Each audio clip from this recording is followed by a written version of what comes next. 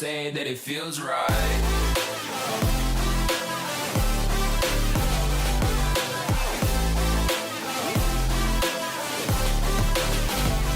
Hey guys, it's the Matrix here, and welcome to The Monster Inside, an audio-visual novel by Random Seed Games. I don't know too much about this game. I just found it tonight, and I was like, hey, I need a game to record for Sunday, so I was like, why not start this game, this mysterious, oldie time-looking game. Alright, let's start. Let's get right into it. Let's get right into the madness here. I'm very curious to see what the storyline is here. It's going to be about.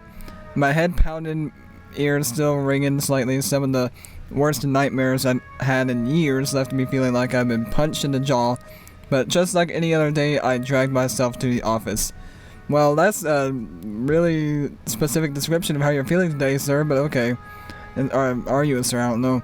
There was another notice on the door from Mayor Venus' office. Permits out of date. They didn't like me much and were trying to drown me in my paperwork. Okay. It was a slow weeks since I had any real case to work on, so I passed the time pacing the office, smoking and staring at the mirror in the corner safely covered with an old bed sheet. Ah, that sheet, I assume. I don't dare look at it, my own reflection. I'm too afraid of what I might see, afraid someday I might have to face what I really am. The girl came in so quiet I nearly choked on my cigarette. Girl, mister, please, you gotta help me, mister. Calm down now, sit and talk slow. Oh, this is like a, choices game. Yeah, what can I help you with? You ever hear of knocking first? I guess, yeah, what can I help you with? Please, no one else will listen to me. Go on. She eyed me with just a dash of suspicion as I tossed back a handful of pills and chased them with a swig of whiskey. I could tell this might take a while. Okay. Her name was Lily. How, did you know that from before, or, like, how, okay, I don't know how you knew that.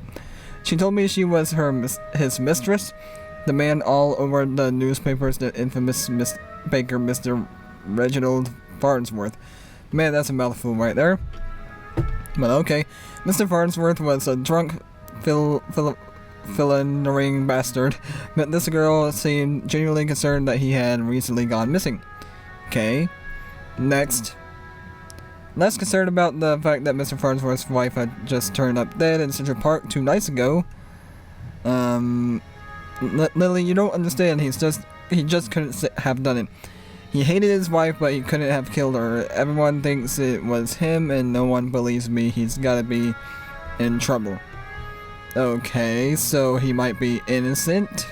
I ain't saying I believe you, but what makes you think he's a danger? Case looks pretty simple to me.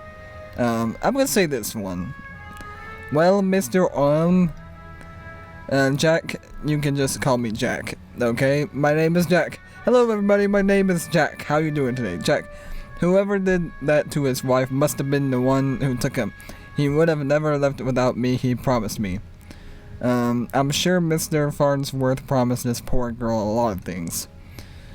Lily, please, the cops won't listen to me and they won't want to bring him in on charges. On charges, you gotta prove it wasn't him before they find him. Honestly, I doubt they are in too much of a hurry. Farnsworth had practically the entire police force in his deep pockets, probably why they hadn't found much yet. If they found him and brought him in, it would be due to public pressure.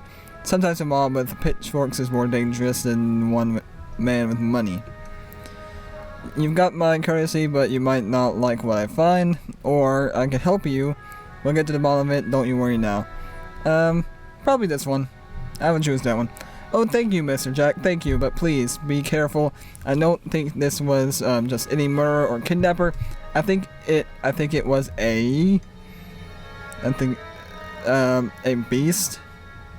That kind of drags things out a little bit. What do you define by a beast? The word struck me funny, like when you jar your elbow on a hard corner.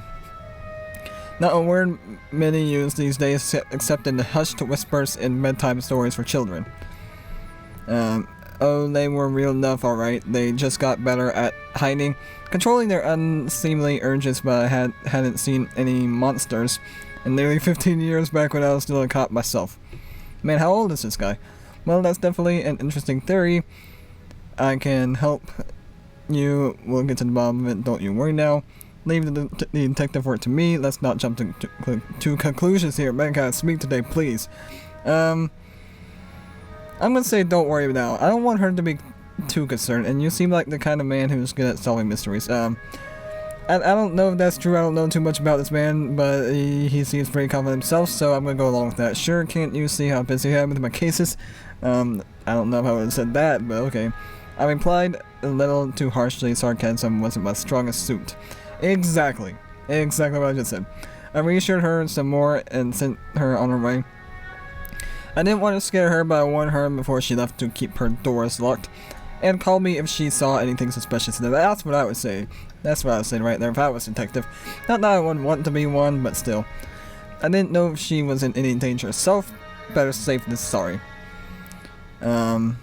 Okay, what's that supposed to mean? That night I made my way down to Central Park. It was a long shot, but maybe there was something there the cops had missed. Oh, chapter 1. Alright, next chapter. What's this one? The scene was already picked clean by the cops days ago, but I've got a knack for finding the things others overlook. Okay. A knack, more of a symptom of a condition. Other less useful symptoms I keep in check, but for the time being, my keen sense of smell would come in handy. Okay, so it looks like this is where the murder took place. Alright. It was faint, but I could smell it before I even approached the police line.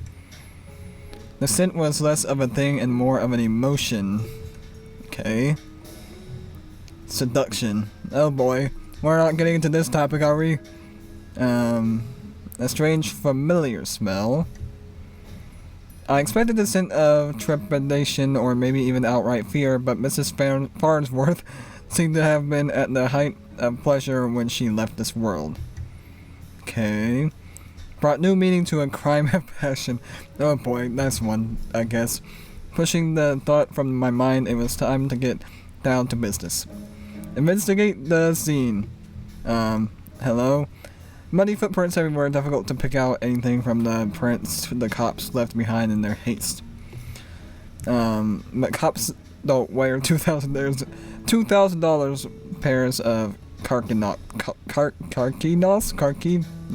I don't know what that is. It looked like Mr. Farnsworth was there that night and walked away on his own 2 feet. Okay.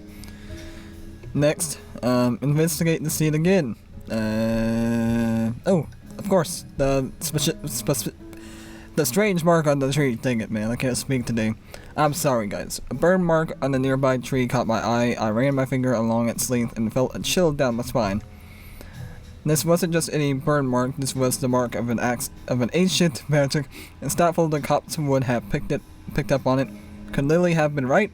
Something's unnatural was at play here. It could have just been like a bear scratch or something. I don't know. But I was no stranger to the strange. Okay. After looking around for a while longer, I realized the park had given up all it was hiding from me, so I trudged back to my apartment, and my head hit my pillow like it owed me money. Oh boy. Alright. Next chapter. Alright. Chapter 3. The next chapter 3. Next morning I was reeling from another bout of ghoulish nightmares, but I tried to hide my discomfort when I saw Lily was already sitting outside my office. She waited wordlessly as I unlocked the door and ripped down another notice from the mayor's office. I motioned for her to step inside, seemingly afraid of what I might say. She finally worked up the courage to ask. Alright, so we're back at the office the next day already. Lily, so what did you find? Well, I've got some good news. Farnsworth might still be alive. Not sure about Beast, but something unnatural was at play. Now, I don't know if I'm gonna go down that route, because, yeah, I mean, like I said, it could be like a bear scratch or something. Might be right to worry about monsters, found spells, mark. Oh, like, that's just outright going with it. Let's go with this one. Let's give her some hope. I probably shouldn't have given her false hope like that, but she seemed like she needed something to hold on right then.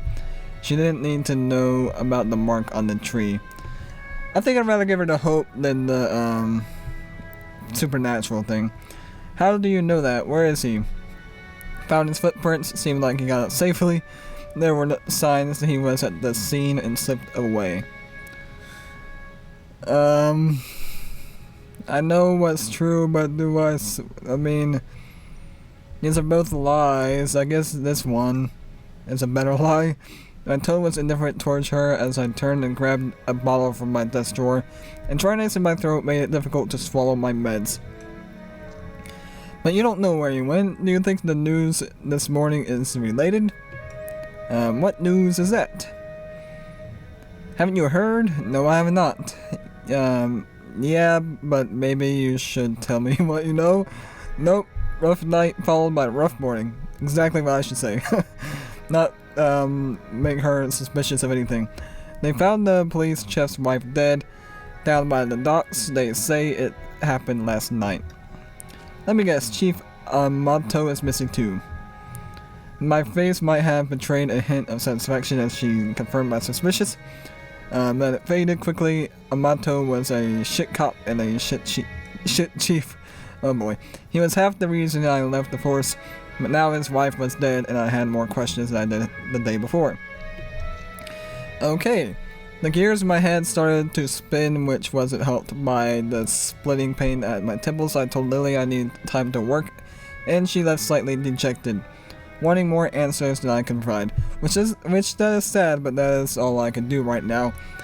As far as the case I've done so far on the work, or something like that. The night after the cops had cleared out the docks, I would slip down and see what I could uncover concerning Miss Amato's untimely demise. Next chapter. Man, we are flying by this. Hopefully, I don't know how long it is either. The cold air smelled strongly of salt, oil, and could it be? The mark of the dead body on the ground? That smell again, like someone had bottled pure arousal and used it as perfume. Oh boy. Back to this topic, are we? It hit me like a long forgotten memory, but the sensual fumes soon gave way to a rush of adrenaline. I knew exactly what the scent reminded me of, and that scared me more than not knowing. I looked down at my hands, just shaking the nightmares, the headaches. No, I was better now, reformed. I had to focus, no jumping to conclusions, follow the evidence. Investigate the scene again. Looks like there's this weird thing on the ground. Red for Phoenix cigarettes. Same shitty brand I smoke every day. Everyone's got their vice. Oh well. Anything else I can magically click on that's gonna just appear for me? Can I go off the map here? Nope. There's a broken board there. That's not gonna really. Oh, there we go. There, just there, the smallest piece of purple fabric torn and caught in the split of a board. Man, I wasn't gonna be able to see that. The police report didn't say anything about Miss Amato wearing purple, and it was certainly of a quality that you wouldn't expect down here. Maybe don't see too many high society types around flaunting royal purple threads. Okay, something to keep in mind, I guess.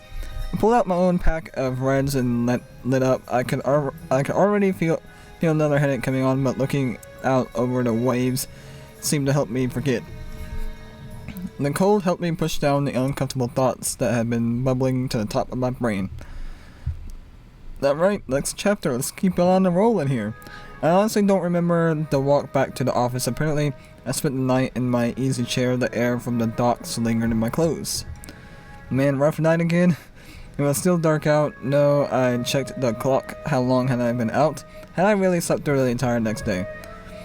A newspaper was sitting under the door as I stood to fetch it. I nearly fell over. A wave of nausea hit me like a ton of bricks. Alright. I steadied myself and regained my composure before I even picked up the paper. I could already read the headline. Breaking mayor missing, wife found dead. So it looks like he beat the news pretty much. I guess 2 cases is a coincidence, 3 is a pattern. The cops would come asking questions too, and they knew I had a history of antagonizing all the victims. I stumbled to my desk and slammed back 3 days worth of inhibitor pills. I couldn't take any chances. I had to investigate the scene to be sure. I threw on my jacket and went to the door. Lily caught me off guard on the other side. Oh boy. Here comes Lily again. Jack, where are you off to? I've been trying to reach you all day. I'm sorry, Lily, but I don't have time to talk. I have to go. I've just been busy. I'm off to Miss... I don't know if I should say exactly where I'm going to, because she might be concerned and ask even more questions then, so I'm just gonna keep it simple and say I have to go. Okay, but we need to talk. When you get back, stay safe. See? Like that. And now I didn't say where I was going. I get to go right away. She gave me a soft kiss on the cheek as I rushed off. Part of me wanted to stay and tell her it would be okay, but it would be a lie. Not like I already lied to her. Alright, next chapter. Chapter 6. Where are we now? Oh, okay. The alley was located just behind the high-rise apartments where Mayor Vinny and his wife lived. I could tell the police were spooked now. The crime scene was even sloppier than the last. Yeah, like that. They hadn't even bothered to submit the trash into the evidence. Oh boy. Investigate the scene. Okay, we got a dead guy there too. Nope. Car wreck. Benny's car. If he's still alive, why wouldn't he have left it in his car? It didn't make any sense. I honestly wasn't too motivated to find him, but the stakes were too high, and my bet was edging towards the unthinkable. Investigate. Okay, trash can. Why wouldn't they have at least looked through the dumpster? It seemed untouched. No one wants to do the dirty work. But I know how to find the good stuff. It really doesn't take long if you know what to look for. Lightweight bags usually means someone with some dummy documents. If you were lucky, they didn't bother to shred them either. Jackpot, shell companies, shady stock trades, bribes. I knew Mayor Vinny was crooked, but this was unbelievable. And there was more letters between Mayor Vinny and Chief Amato talking about me, how they were trying to get me shut down and they didn't like me snooping around crime scenes all the time. Well, they weren't here to stop me snooping around this one. Man, it's like a weird kind of twist thing they got going on here. As I searched around for another, for anything that might, a sausage, I don't know, my fears, I caught the scent again. It overwhelmed my other senses with undulating pleasure. It was intoxicating weapon used on the weak-willed. A weapon I knew all too well, though it had been many years since I had used it. Was there another like me? Was I being framed? It wasn't possible, was it? I was taking my inhibitors, I was reformed, but the nightmares, the headaches, the memories, lapses, I couldn't even trust myself. I started walking back out in the alley when something shiny caught my eye. A watch. Not just any watch, though. My watch. Oh, I found my watch, yay! How long had my wrist been bare? Surely I dropped it when I first came down the alley. I checked the time just before I left the office, hadn't I? Or had I used the wall clock? I couldn't be sure. I couldn't be sure of anything, so I ran. Alright, next chapter, chapter 7. Man, this story is seeming to be getting pretty interesting so far. I don't know what really to expect at the end. There's so many different ways it could go, you know. I don't know why I ran back to the office. The cops would probably show up any minute to knock the door down and cart me away. They would put it together before long. Maybe it would be for everyone if I simply faced my own reflection. Best for everyone. But Lily was still there waiting for me. Man, Lily's a good sport. Like, even though she's sad and stuff, she's a good sport. Jack, what's wrong? You look like you've seen a ghost. My own ghost come back to haunt me from the past. You're not making any sense, Jack. Come sit down. You don't understand you're not safe around me. That doesn't seem to calm down her suspicions. I took a good last look at her as I prepared to shove her out the door. I noticed she was wearing the same thing she had when she first came to my office 3 days ago. Ooh. A beautiful purple dress. odd that I hadn't really noticed before, but it made her seem out of place at the time. And it was frayed around the edges, torn in places. You think she was there that night? My chair caught my fall as my knees failed me. I wonder if he grabbed that purple thing and he has it with him now, and I'm just gonna be like, hey, I have it there, I have it here. It was you, you are the monster. I'm not even trying to say that word. Oh Jack, we are one and the same, you and I, we are both monsters. I'm simply more honest with myself. There's no such thing as reformation. Those pills you take only make you dull. So is she admitting it then? Beasts like us should never suppress our true natures as you have incubus, I don't know. Those men were probably dead too now, I figured. She probably took them to her lair and harvested their seed. So you've done all this just to wake me up? Lily, you could say that, though it seemed enough just to have you doubt yourself and you believed you were still capable of such horrors, which means deep down you probably are. You can't escape it, now I need you to complete the deed. So she is admitting that she killed the guys, but you took my watch, messed with my head, but now like she's got him trapped and he's still trying to figure out what he did wrong, I think. I'm not too sure yet. Oh, don't act like I didn't do you a favor. Those men hated you and wanted you gone, and now they are gone. I mustered the strength to stand again, moving casually to the window by the corner. Oh, so she might have been trying to help him by getting rid of the guys that were trying to hurt him in the first place, or something like that. She was right about one thing. I was still weak compared to her. If I refused her and she attacked me, I was a dead man. I had to keep her talking. I've never met a man. What? I can't say that word. A succubus. I don't know how to say that word. I really can't say it. It's not funny. Stop using that word. Who seduces and kills women. Oh please, such a 14th century stereotype. I don't discriminate when it comes to pleasure of the flesh. But I do still need an incubus like yourself to take the tainted seed I've harvested from those awful men and plant it among the fertile masses for me. I'm tired of dreaming my lovers just to survive. I'm ready to settle down and start a family. Ha ha ha ha ha. That maniacal laughter. I positioned myself carefully, making sure she was looking my direction. Sorry, but I'm not your guy, so she wants to start a family with me then? With a quick flick of my wrist, I ripped the old bedsheet off the corner mirror. Lily was blinded by her own reflection and sucked into the mirror with a painful, monstrous scream, trapped. So she really was a monster then, and could come into the human world, so she actually made those claw marks then? I thought they were just kidding about an actual beast thing. And how would he know that by taking off that mirror that she'd be sucked into that? Did he just happen to have a magical mirror that could suck evildoers into there? Man. Shielding my own eyes, I pulled a revolver from my desk side drawer, aimed it at the mirror. And fired. And I guess that makes sense. Story and program by Tyler Owen, art by Dog, music and SFX by Clark Braun. Chapter 7.